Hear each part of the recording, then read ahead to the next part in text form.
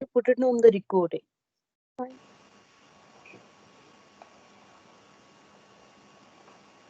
Okay. Respected dignitaries, speaker, and dear participants, a very good afternoon to all of you. I, Dr. Suman Bhatia, welcome you all on day 2, session 5 of AICTE approved online 1 week short term training program on machine learning from 23rd to 28th of November 2020 on behalf of Department of Computer Science Engineering, Faculty of Engineering and Technology, Manav Rachna International Institute of Research and Studies, Faridabad. It gives me immense pleasure to introduce Mr. Sujit Rai, a research scholar at Ulster University, UK. Mr. Sujit Rai is involved in research and development in the areas of deep learning, biomedical research, fluid interfaces, image processing, and holography, along with others. Currently, you are working as principal consultant with number of industries. Few of these are Brain Alive Private Limited, TechApps Private Limited, Advisory of IC Castle, Infotainment Private Limited. You have also received multiple projects from both government and private sectors, and you have also overseen Srinoxy Corporation as Director R&D and also guided a number of projects at IIT Madras and IIT Patna. It's really a matter of pride for us that you are also an alumni of our organization. Now, I would like to request Mr. Sujit Roy to kindly share his valuable knowledge by delivering the Day 2 Session 5 support vector machines. Welcome, Mr. Sujit Roy. Over to you. All right, thank you very much. And good morning, everyone. I understand it's quite afternoon there, but it's quite early morning for me. So if there are some word slurring happening or something else happening, excuse me for that. Just coffee needs to kick in and before we go ahead. So today we will be covering support. My idea is to cover support vector machines because there was another, I think, machine learning workshop which happened a few days back, and there I covered generative networks and other stuff. So I thought that why not cover support vector machine, which is the fundamental machine learning technique and can be applied to any data set. And so for that, we will be covering the mathematics behind SVM. Additionally, I'll be telling you how to code it from the scratch, and then using our library, how you can implement it on a specific data set.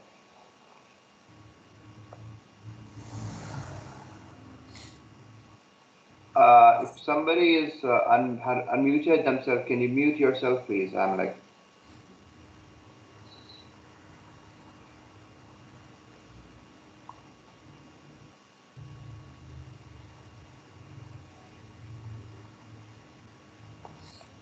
If you have any query,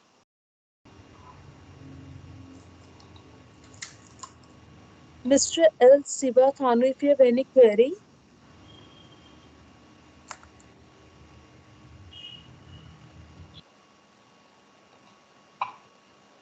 Yeah, thanks. So let's look at the SVM. I mean, like in any fundamental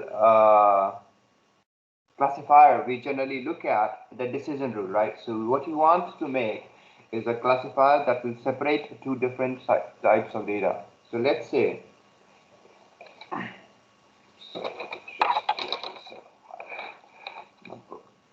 so let's say that we have this scenario, so where you have some negative samples and some positive samples, and you want to separate it up. So what you want to do is you'd want to define a boundary here in order to separate or maximize the separation between two of these points. So let's say that this is the boundary that you created to separate up these two lines. And so what you want us now is, let's say that there is some, you want to consider some margin in order, because you can also do a separation here, which is using this line and this line. But what you want here is to maximize it in order to look at the margin that you can consider for specifically this sort of training. For the classifier to work so that it gives you a correct classification. So let's say that the margin is somewhere here. So it's like you will have this example, looks like a street, so you have this thing. So now if we look at this, so let's say that this is the decision boundary that we are going to consider.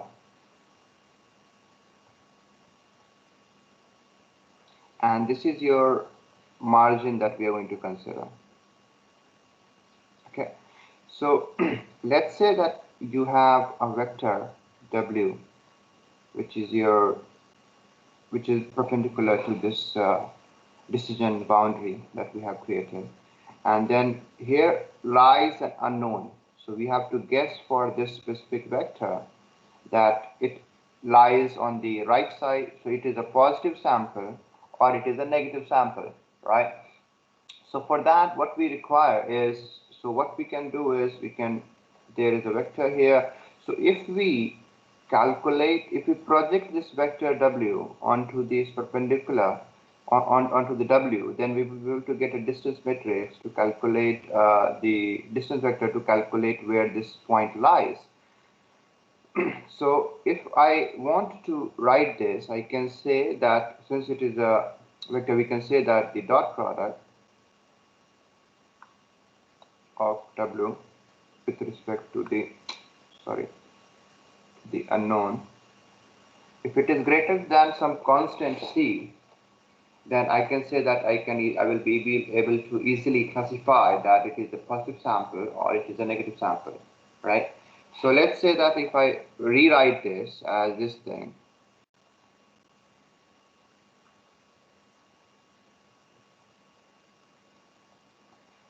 so here I added a new term, B. So you can say that C is equal to minus of B. So if I do this, I will be able to get this expression, right? So we'll be able to get this expression. Now looking at the, so this becomes our first decision rule. Okay.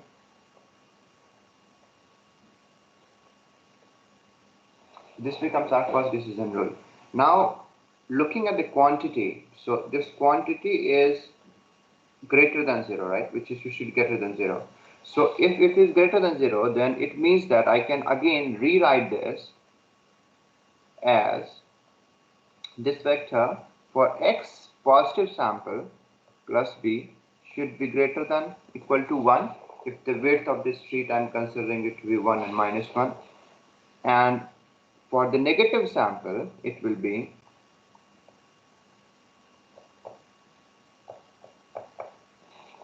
so this will be for positive sample and this will be for negative sample. Okay, to see that where does they lie on the in the terms of defining a decision boundary in terms of the street, right? If we considering the width. Now we have, if we try to consider this whole equation, and now we model a classifier or try to model something. Now we have to keep an account for two different equations, isn't it? We'll have to account for positive something else, for negative something else. So can we combine both of them together? So obviously, I'm like, we need to combine them. It would be easier for us, so that it is it can be merged somehow into a single equation, so that our solution becomes much easier, and it will help us in solving the further derivation mathematically very much easier as well. So for doing that, let's say that I introduced a new term, which is y of sub I, and then I say that this is equal to 1 for positive samples, and this is equal to minus 1 for negative samples. Okay, so if I consider this condition, then can I rewrite the equation, this one? So let's say that this equation was, so let's say, wait. So this was your equation 1, this is 2, and this is 3. Okay, so if I rewrite 2 considering this condition, then what will be? We can write it as y of sub I x w vector plus b greater than equal to 1. Okay, now write equation 3.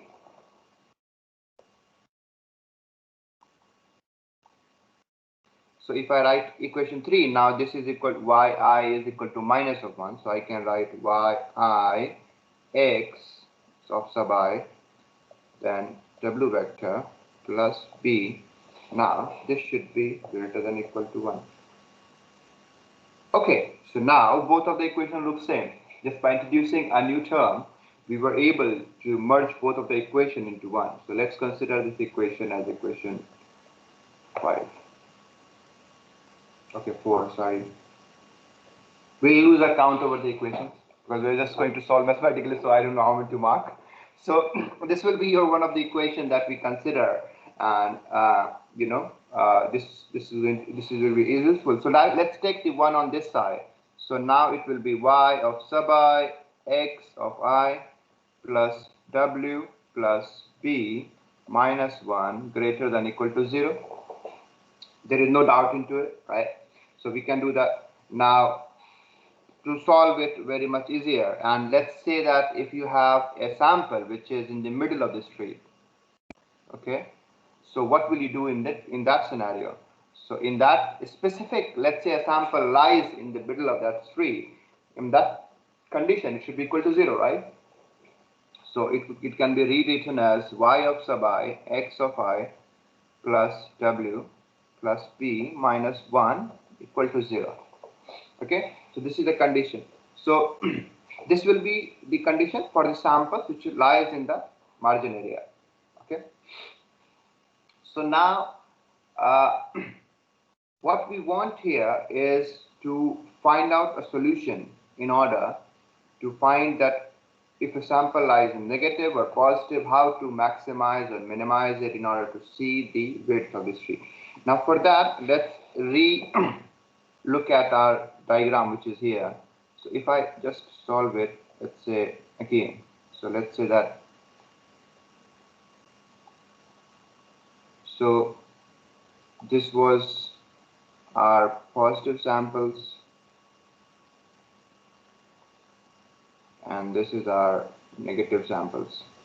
Okay, so let's say that you have again a vector x of negative here, and then you have an x of positive here. There are two vectors that we are considering. Now if you try to find the difference of these two vectors, so this will be equal to x of plus minus x of I, sorry, x of plus minus of x of minus. Okay, so this will be the difference if we want to find the width of the street we want to find. But if we take a w which is a normal to the perpendicular, so to the normal to the median line, then we can say that we can introduce a unit vector, or w is a unit vector which is a normal to the median line, and then recalculate it as we have seen. So the width of this tree, now the width of or the margin can be considered as x of plus minus x of minus. Then I said that w is normal, right? So if it is normal, then we can take unit vector, then we can say that we can multiply with it. So unit vector can be written as w vector by the magnitude of w. Okay, so now when we looking at the samples in the middle of the street, which is this one, when we are looking, there's just the sample above, when you're looking at it, so you can see that x plus and x minus, so for that condition, when you're x plus, it is yi is equal to 1, we remember that, right? And for x negative samples, yi was equal to minus 1. So if I plug them together, so what will happen? So for x plus, I will get, if I do put the 1 here, so it will be xi plus w plus b. So it will be go on that side, so xy plus w is equal to 1 plus b. Sorry, 1 will go that side and then b will go that side, so it will be 1 minus b. And then for the x negative, similarly, it will be 1 plus b. Okay, so that is for the sampling in the middle of the street. Now we have, when we look at this expression again, so we find out that it is nothing to simple twice over the magnitude. And now we want to maximize the width of the street. We want to maximize the margin in order to create the separation. So what we want is to maximize this term 2 of over magnitude of w. We can also write it as maximize 1 by over w. There should not be doubt in it. Then we can also write it as, let's say that we can minimize vector w. Also we can write minimize half of vector w square. Okay, so we can also write this thing.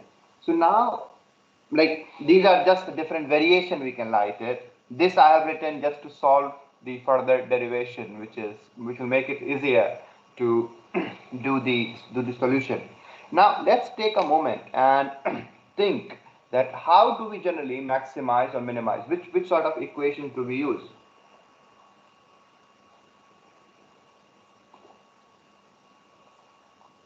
Will we use Laplace? Or we use Lagrange's?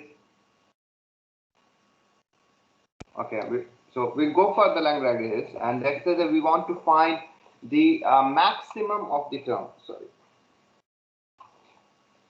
Okay, so we want to find the maximum of a term here.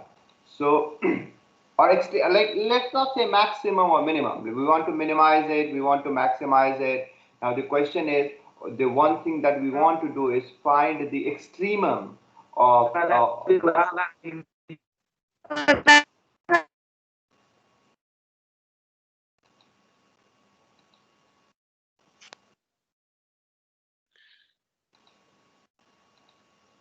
You want to say something, somebody?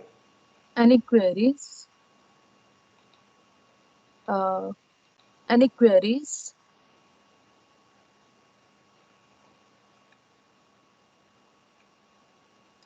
You may please continue since Okay. no one is unmuted. Okay. Right.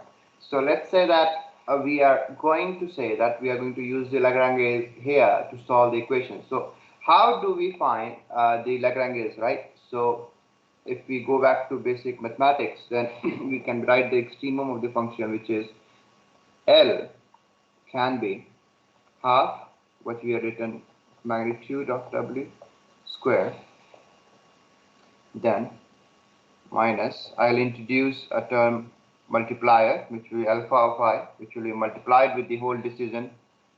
So our decision was y of sub I. It was multiplied with w into xi plus b minus 1. Okay, so this is so this is our constraint that we looked at. So to find the extremum, now we are going to solve this. So how do we solve this to find extremum? Obviously, so firstly, for finding the extremum of this, we'll try to derivate it with respect to w. So we'll do a partial derivation with respect to w. Now if you look at, if you want to do this, then there are two terms here with the w. One is this term and then one is this term. But again, wait, so how are we going to differentiate with respect to vector? So it will be similar, actually it is similar to resultant in the terms of scalar. You will break it down in the terms of scalar quantities or its projections, and then we'll differentiate it.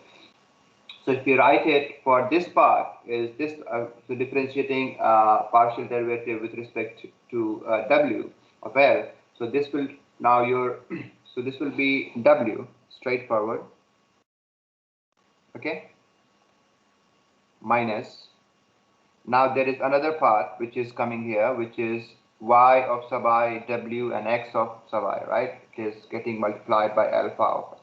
So now if I do that, so if I find the derivative of this one, then obviously this will be equal to minus this thing, sigma alpha I, y of sub I, and x of, right?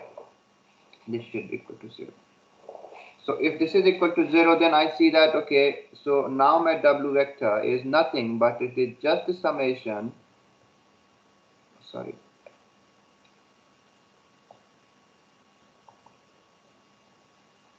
the vectors that we have. It's nothing else, right? So decision vector is a linear sum of all the samples. So decision vector is a linear sum of all the samples. Okay, so now this is very important that we try to find out for our W, right? So now in order to go ahead, what we will do, we will be trying the same thing. We'll be going to find out the similar expression. Now what we will do is we will going to differentiate it with respect to B now. Okay, so now partial derivative with respect to B. So now if I do that, what it will be, I will have the only one term here, which is alpha of sub I, and then yi, and then b, and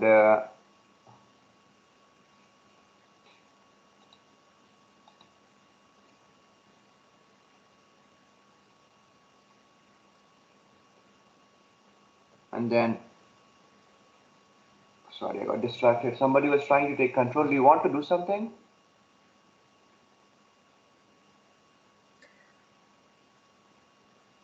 I'm just asking, maybe that was clicked by mistake. I'm just asking the candidate. Okay. So now when we do that, now when we do the partial derivative with respect to v, we all saw that there is only one term here, right?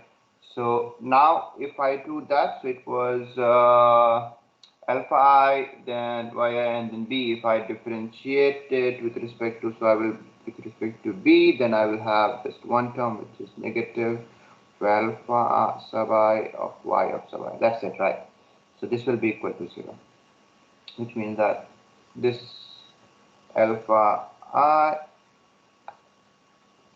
so this will be alpha I, y of sub I is equal to 0, right? So now we got all this equation. Now what we will do with it? So we have got the W vector, and then we have differentiated this thing.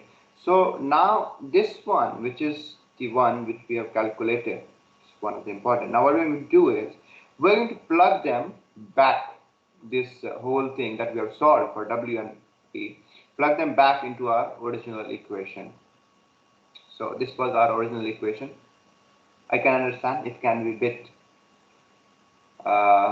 boring or overwhelming. I don't know. I intended not to be boring, but it's quite my morning, so I'm not coming up with the good jokes as well to make it a lighter. So let's say that our equation, I'll rewrite the equation again here. So L was half of into W square minus, and alpha I, that was multiplied by our decision by our constraint, that was y of sub I, then x of I w plus b minus 1. This was our constraint, right? So if I plug these values back into this thing, so we have w that we have calculated already, so it will come up like, so the W was, so 1 by 2 will be 1 by 2. Then W is what we call the summation of the all the linear sum of the examples. So that was x of sub I, come on, sorry, alpha of sub I, y of sub I, and then x vector sub I. Okay, so this is what we will have. So we are doing the square, so we'll write it 2 times. So this will be the dot product of sigma. So now we are going for 2 different, so we'll just keep a notation like twice. So now we'll keep it alpha j to make it a bit easier, y of j and x vector of j. Okay, so this is what we, when we write the first expression, expand the first expression, then we'll get this. Okay, so now then we plug that into the next one what we have here, so which is minus, and then we will have sigma alpha I y of sub I x of I, then this will be multiplied by alpha j y of j x of j, and then that will be minus, then it will be again sigma alpha I y of I, and then b, b is the term here, this thing, and then plus sigma alpha I. Okay, so now if we look at it, what do we see? There is a constant here, which is b, right? So this is a constant that we have here. So this constant is there, so I can, if this is 0, this whole term is going to be 0, right? So you can take this outside. Let's say that I take this thing outside, and I can rewrite this thing as minus b sigma alpha I y of sub I equals 0, right? So now when I look at this whole equation and I try to put them all together, so I just look at this like linear sum of all the samples that we have, isn't it? It's nothing very different that we are going to. So we are going to rewrite it, and we will be able to see what we are getting. So it is ultimately that we are getting is a linear sum. So we have a term here. So if I rewrite it, it will be L is equal to sigma alpha sub I minus 1 by 2. So this was our last term, and then I'll go for 1 by 2, then sigma for I, for j, and then I'll just write the term alpha I, alpha j, then yj, and then xi and xj. Now if you look at it, ultimately we see that the maximum or the extremum of the function depends on the dot product of these 2 vectors only, right? So ultimately if we're trying to solve this, so for all this thing that we have covered, we have now concluded that the extremum of the function is dependent on the dot product of the 2 samples. So if I plug back this into the decision rule that we created, I can rewrite that decision rule as sigma alpha I y of sub I, and then x vector multiplied by u vector, which is in the decision rule that we had, right? And then plus b greater than equal to 0. Then it is a positive sample, isn't it? So now, so this is what we found ultimately, the rule, underlying rule for that, right? So if my decision rule is saying that, so this is w, right? You remember, I think you've not lost me here. So then it is a positive sample, and we can say that it is separable in that case if you are taking this kernel. Now let's say that, okay, this is going to work if you have a linear separable line, which is like this, isn't it? We did it like, sorry, minus, minus, then plus, plus. So it is going to work. But let's say that if you have a condition where something is not something similar like this, but what you have now is this thing. So what you have now is, let's say you have 1 point here, 1 point here, 1 point here, and then 1 point here. Now how are you going to do it? So obviously this is not linearly separable, right? This is not linearly separable. We can't separate it linearly.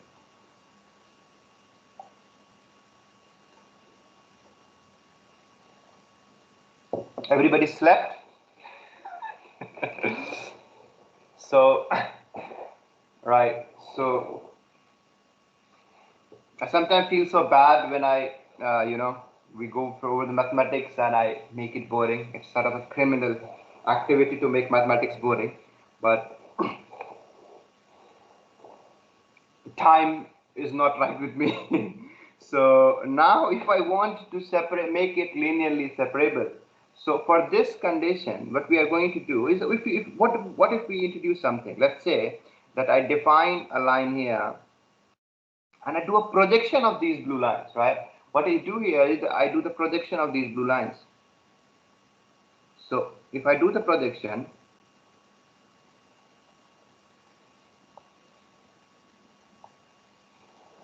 so now it will be something here and here, right? So there are 2 points. So one can be here, one can be here.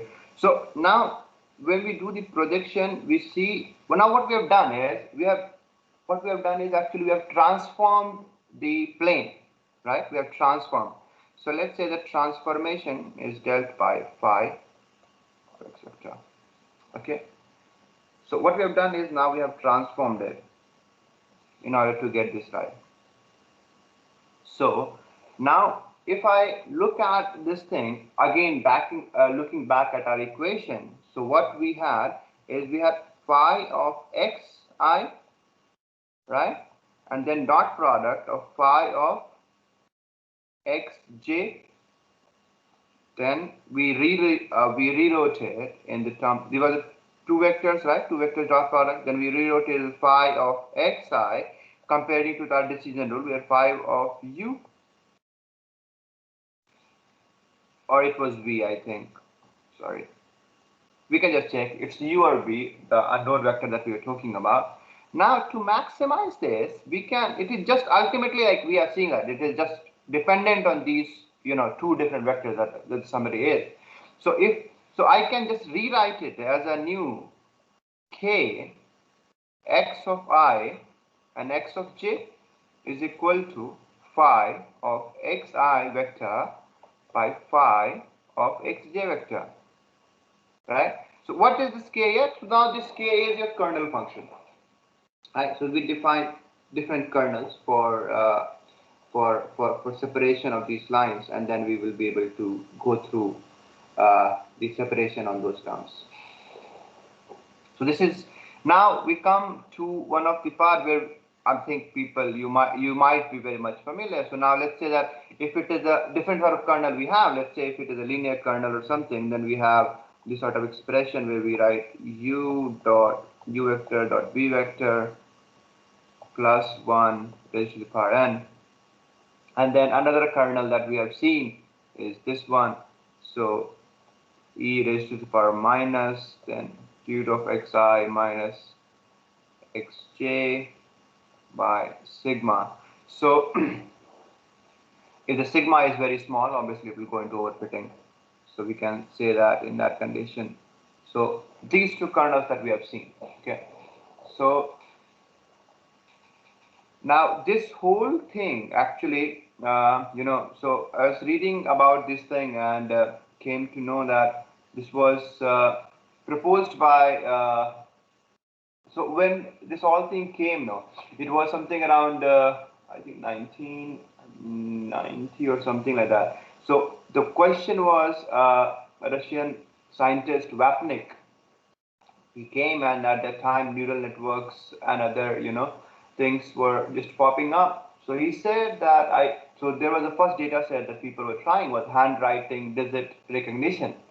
So he said that I can solve this with I'm like this as well. So it was a bet with another scientist that it can't be possible, but he did it, and it was recognized years after his original work that it is going to solve the same equation. So, so let's. This is what we have got through the SVM, right? So now let's go back to some codes.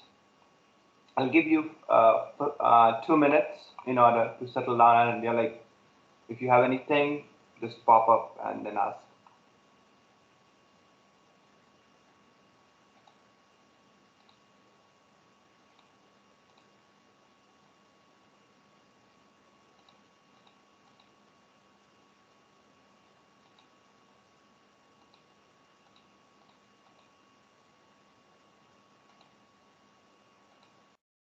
All the participants can ask any query if there is any till this point.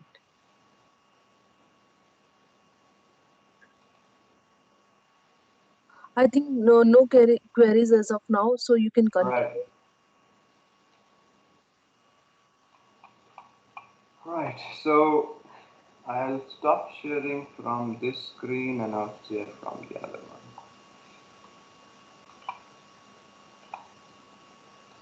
Okay. So now if I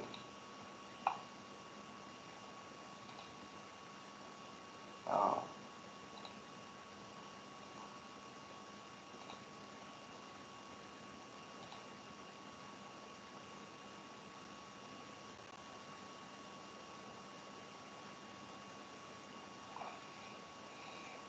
right. So here we are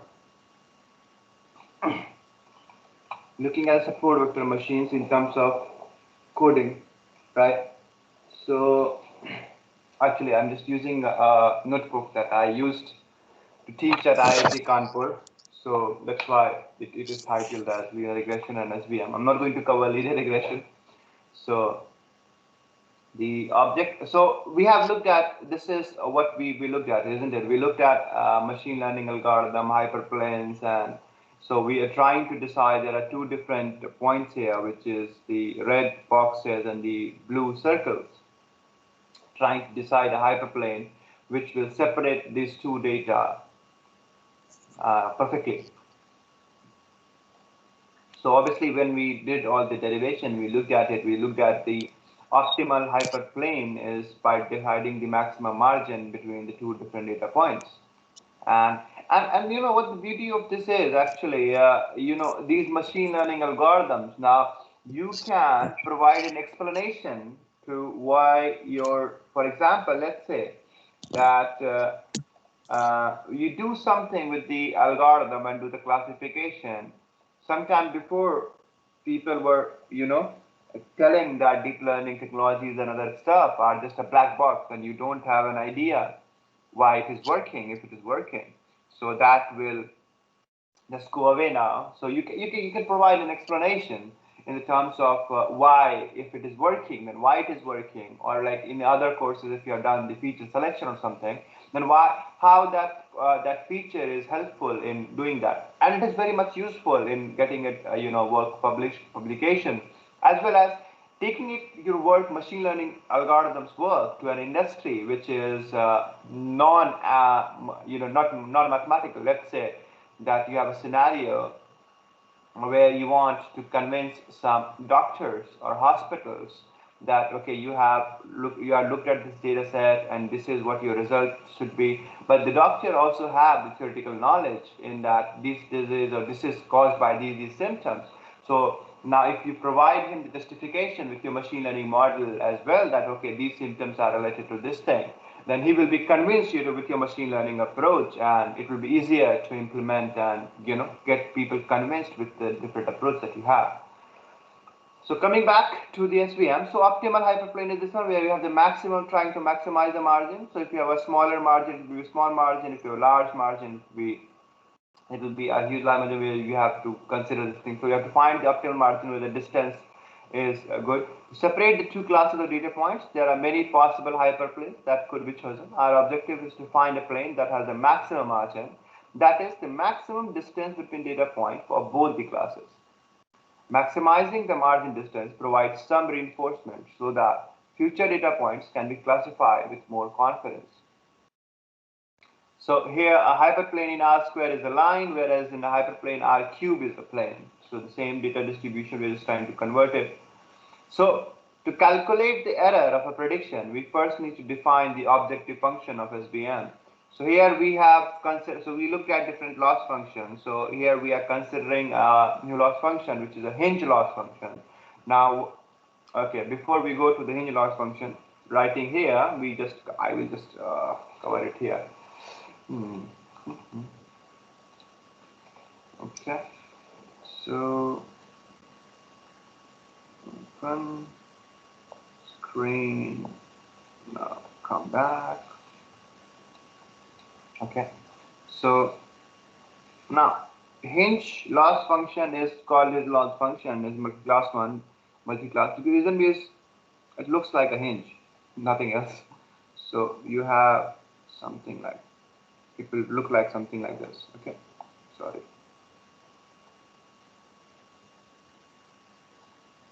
So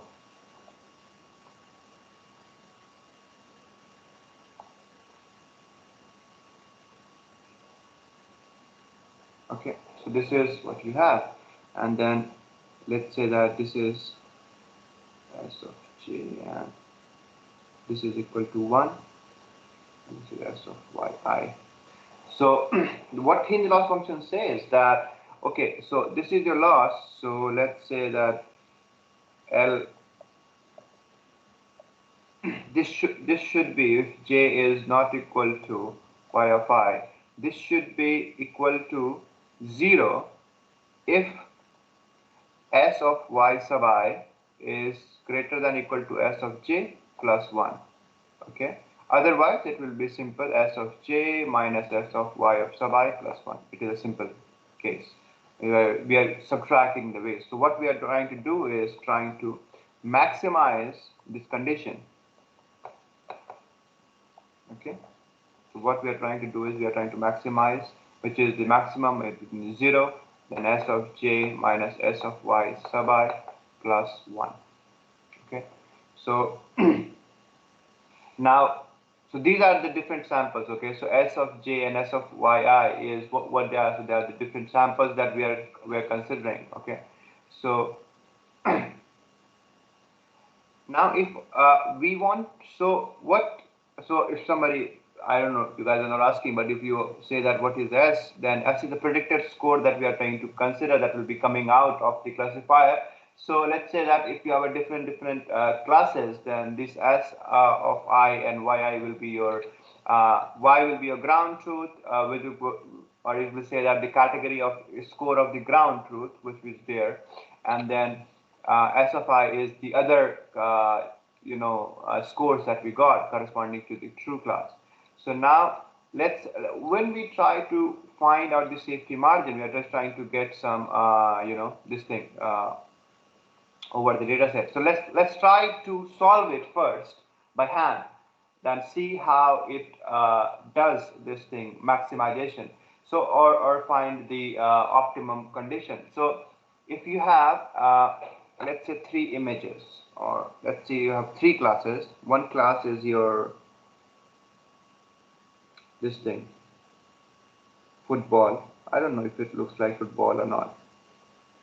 Okay, so one is your football, the other one is your pen. Wow, it's actually back to whiteboarding thing. I could have used some images, but so this is one of your other class, which is pen, and then you have, let's say, one more class, and that is let's say that is a man.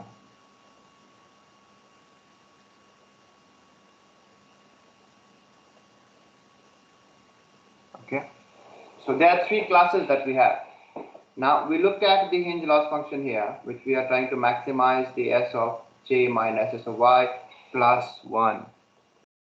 Okay, so this is what we are trying to find, the 0 or this one. So if my classifier is going to work on this thing, so I have 3 images here.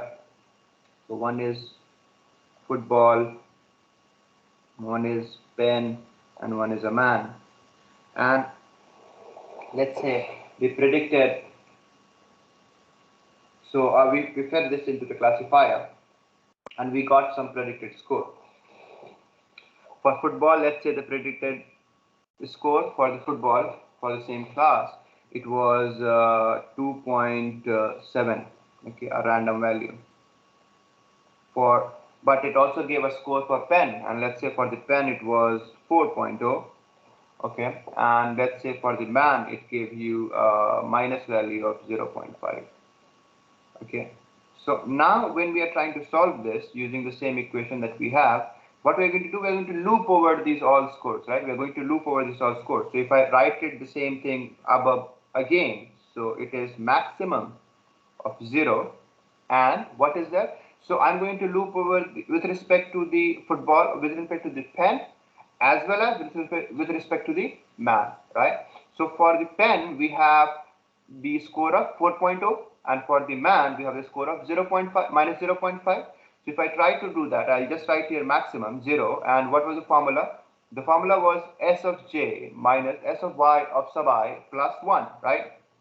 So it will be nothing, but it will be simple 4.0 minus the score what we have for the football 2.7 plus 1, right? And then I'll add this for the another condition, which will be again max of 0, and then minus 0.5 minus, now it is 2.7 plus 1, okay. So now if I do again, so the next step would be max 0. Now you do this, so it will be 1.3, right? So 4.0 minus 2.7 is 1.3 plus 1 is 2.3. Correct?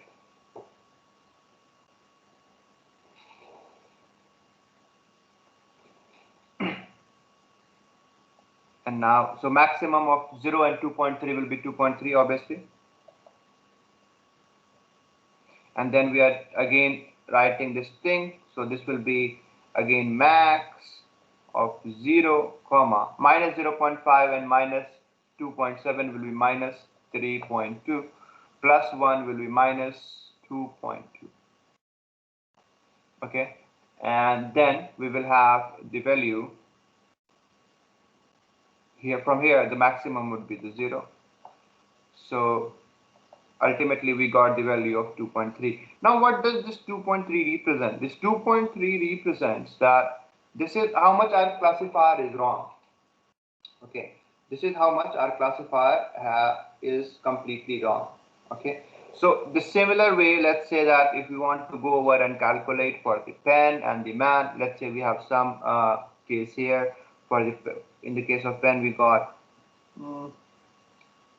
0.7, and then for the pen it was a higher score, which say like 4.0, same thing, and for the man it came up say 1.5. okay, and then for the man, let's say the man, for the case of man, the football, in the case of football, it gives you the score of, let's say again say 1.8, and then you have this score that is coming up, which is, let's say 3.5, and then, but let's say that the man has the more negative score in the terms of this thing, which is minus of 4.0. okay, so we can do this, or the solution what we have done, and then what is going to be the ultimately is we are just going to combine all of them together, and then we will be see that how much our total loss is, isn't it? So what we are going to do is just we are going to calculate for, it will be just sigma of the football, so not sigma, football plus pen plus man. Okay, so if I write this mathematically, so I can just write this for the full data set, the loss will be 1 by n, I running from 1 to n, L of I, right? This is nothing we are doing. So this will be total this thing, so average will be by 3, obviously. So that's how we write this mathematically here. Okay, now let's come back to our own example.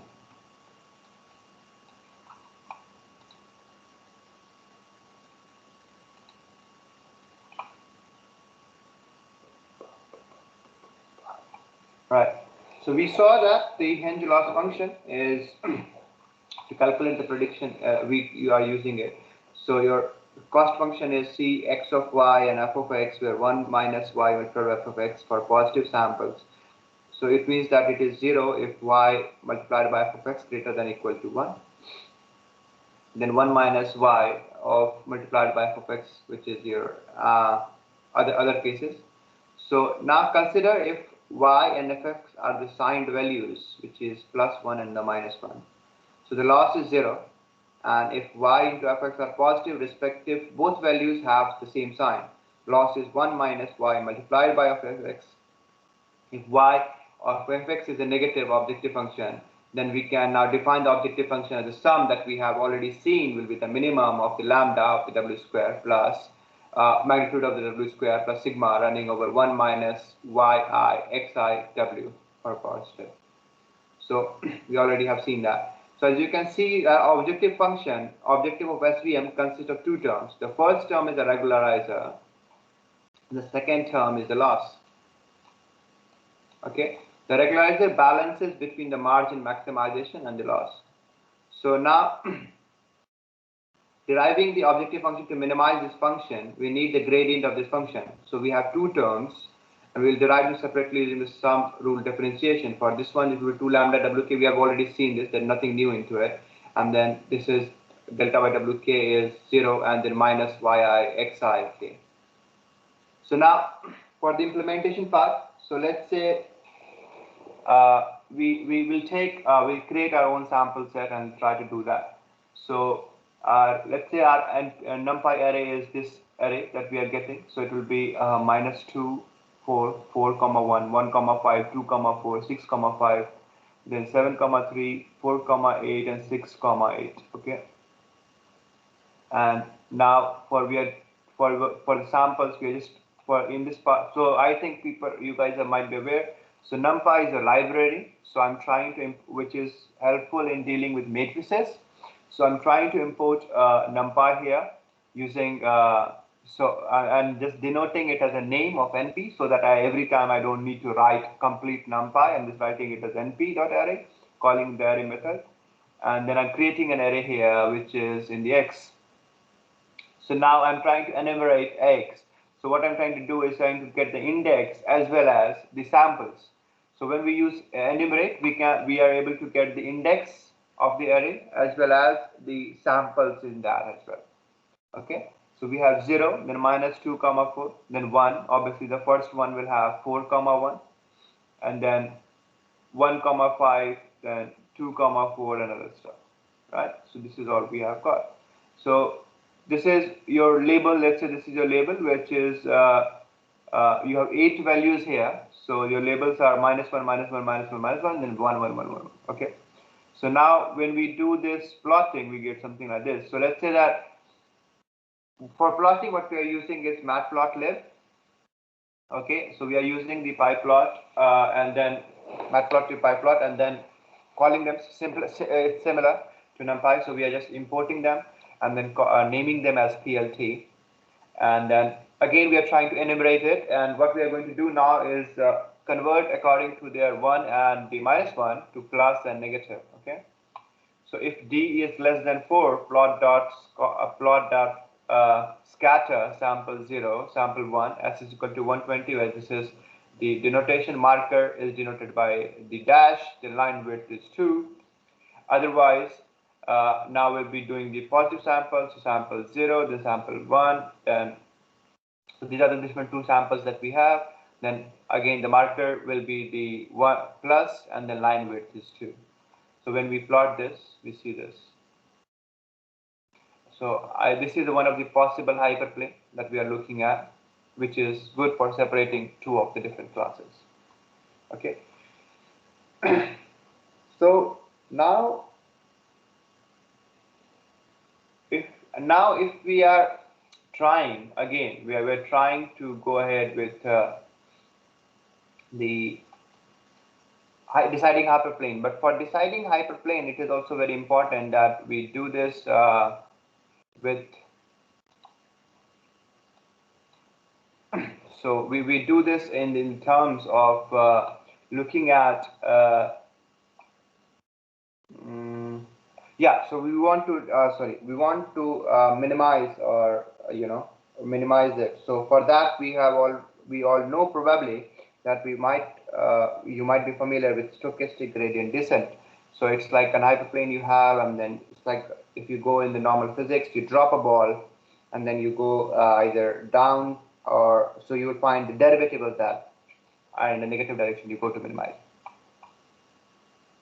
Right. So this is your so now for writing that specific function, what we are doing here is SVM SGD x and y. Okay. So what we are doing here, I'll tell you what we're doing here. So initializing. So now we are initializing the weight vector with zeros here.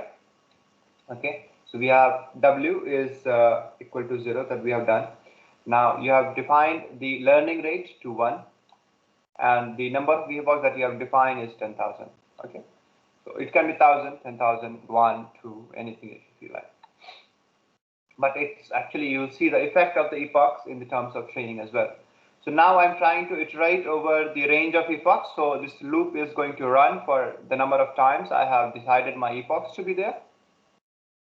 So for I, comma x, in enumerate x, y of I, np dot xi comma w greater. So this is our condition that we remember. So what we are doing is iterating n times over the whole data set, and during regularization and parametric condition, then we are iterating over the each sample here. Okay, so now this is our, so if this is equal to this thing, so this is our misclassification condition, right? So this is our misclassification condition. In that case, we are updating it with the update rule of the weight, which is w is equal to w plus eta multiplied by yi xi minus w lambda y. Can I write it over it? Annotate, can I? No.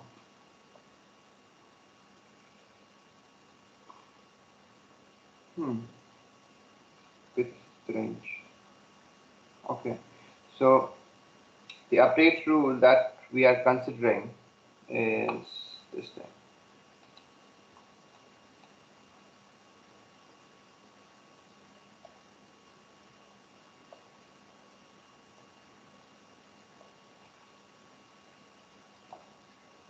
So in the algorithm that we are seeing, the update rule for the weights is w is equal to w plus eta, that we have defined the learning rate, y of sub I, x of sub I minus 2 lambda w. So where this is your learning rate and this is your regularizer. Okay. So, and if we have, so this is for the misclassification. And if we have classified correctly,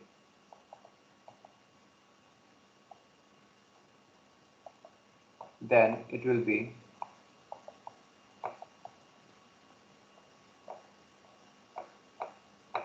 okay. So now let's plug that back, this equation back into our code, and then we will be able to see it.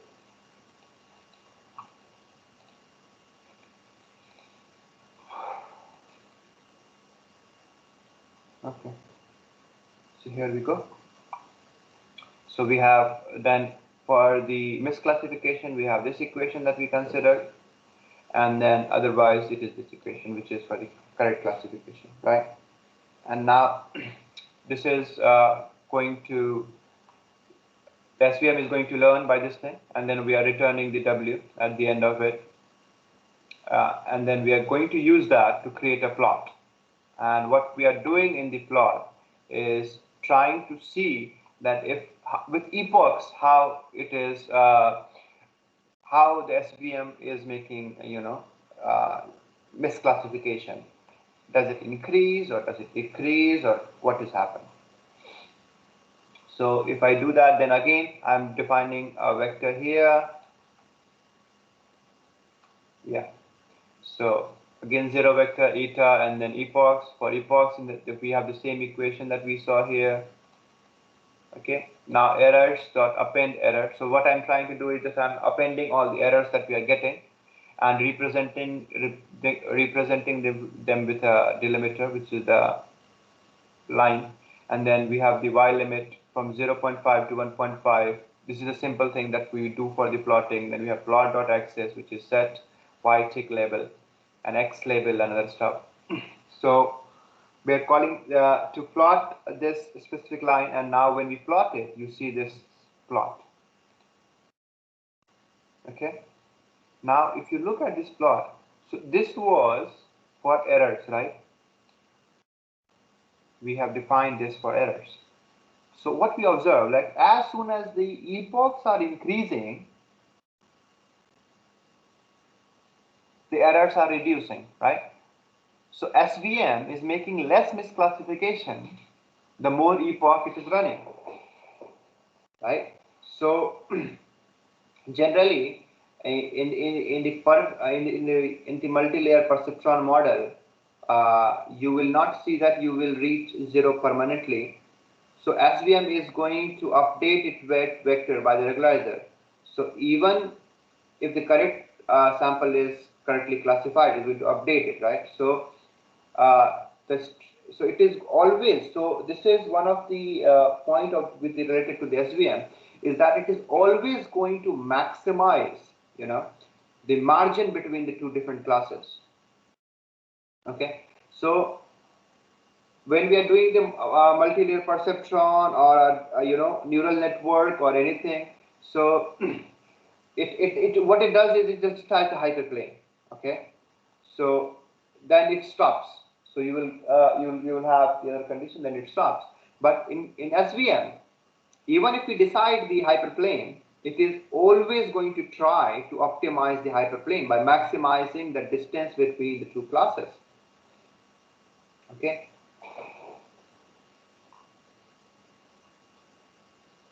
So if you look at this thing, which is W is equal to SVM SGD x comma y. So W is your weight now. So what you have got is 4.88, 4.06, 27.16.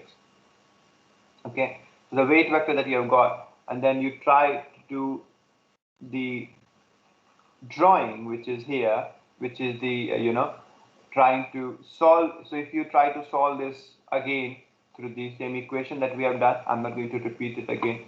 So we will try to decide the line which is going to be here. Okay, so what we are going to do is just going to do for again dn sample in enumerate x. So whatever your x is, you're going to take that.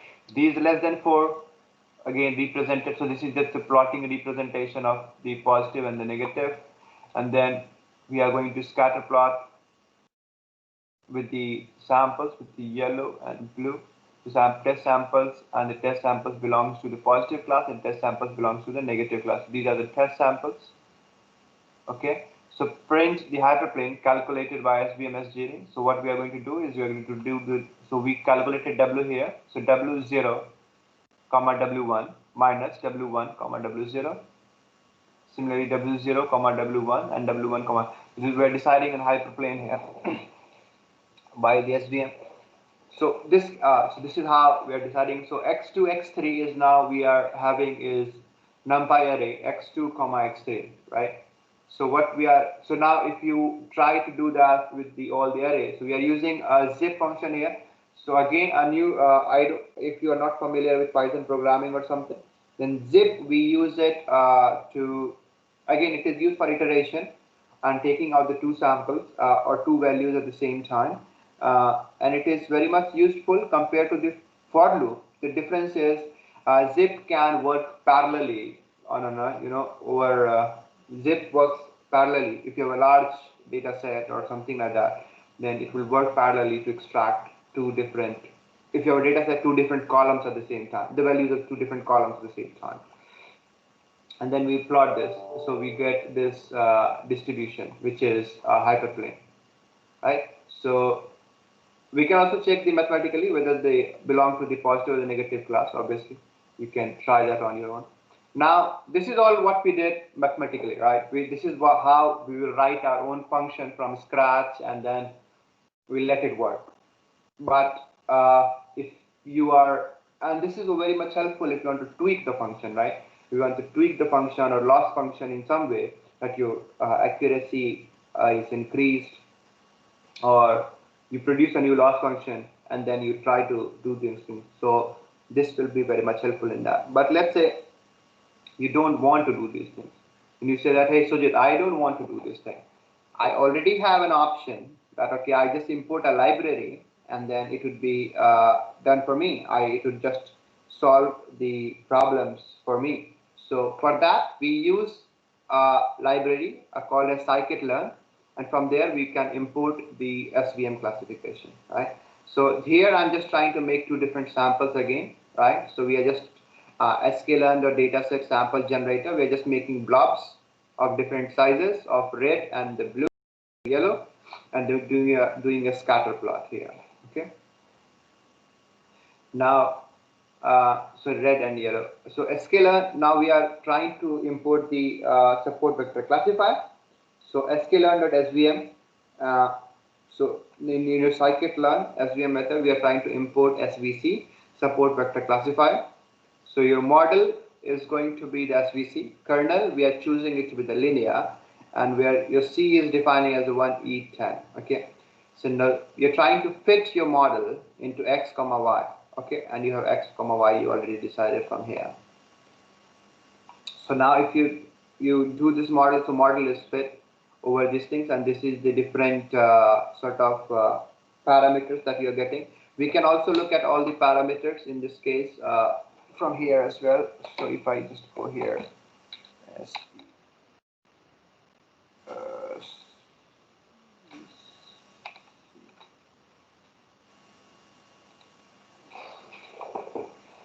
so this is what we have: SVM, sklearn.svm.svc, and then we have support vector classification. We have the kernels, degrees, and other stuff. You can look at the parameters that we have. So we have the C, which is the regression parameter. The strength and the regression is inversely proportional to, forget it, it's a parameter.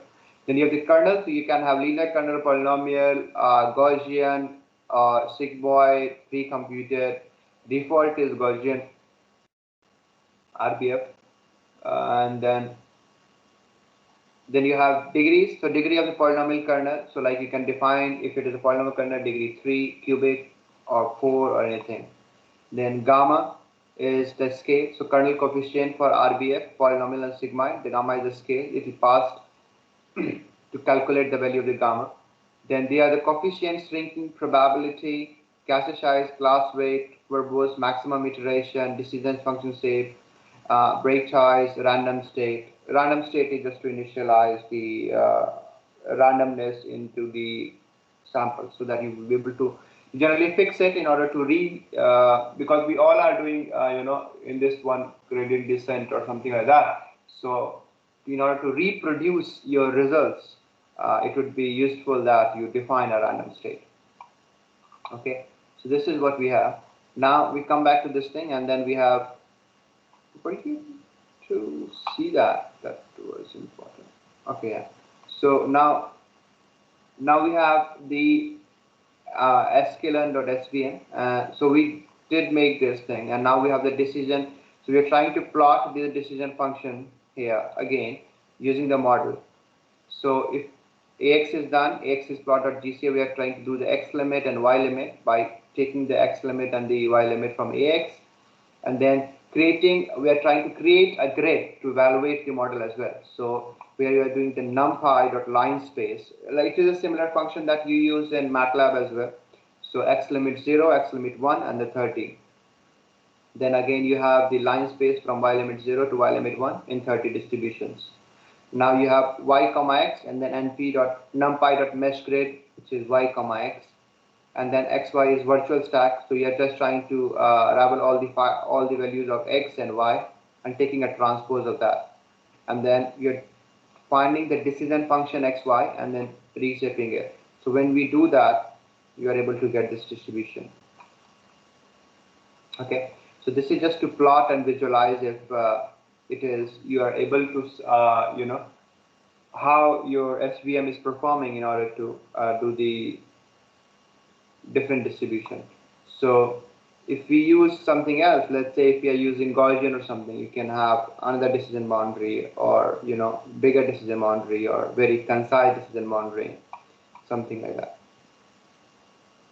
Okay, so this is what we had to cover in this thing. And so, anybody has any questions? All the participants can unmute their mic and ask the queries if any. Any queries from the participant side?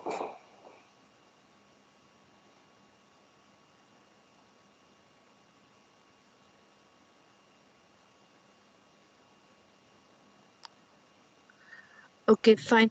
I think there are no more queries as there are no queries as of now. Right. So I think we have covered the SVM. If nobody has any other doubts, then we would be ending the lecture. Okay, okay, fine. Madhumita ma'am, Madhumita ma'am, and we have also not received any query in the WhatsApp as well. Let me check. No queries, ma'am. Okay, fine. So, ma'am, can we wind up the session? Yes, ma'am. Okay, fine. Thank you, Mr. Sujit Roy. It was indeed an informative session. All the derivations were explained very well, and we also came to know about the usage of scikit learn from where SVC classification can be imported with different options available that can be utilized as per the specific requirement using different distributions. It was really very informative session, and I hope all the participants who are working in this area can reach out to you for further information on the same. Thank you, Mr. Sujit Roy.